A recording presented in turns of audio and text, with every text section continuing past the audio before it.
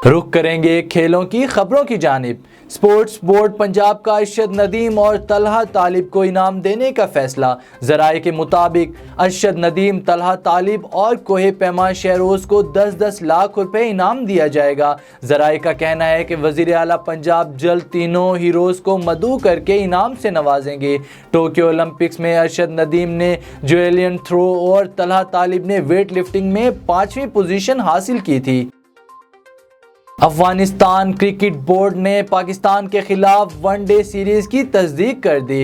Reports के मुताबिक series Sri Lanka के शहर हम्बनटोटा में 1 से 5 दिसंबर तक होने का इम्कान है। अफगान क्रिकेट बोर्ड के तर्जमान का कहना है कि सीरीज के लिए अफगानिस्तान टीम जल्द श्रीलंका का दौरा करेगी।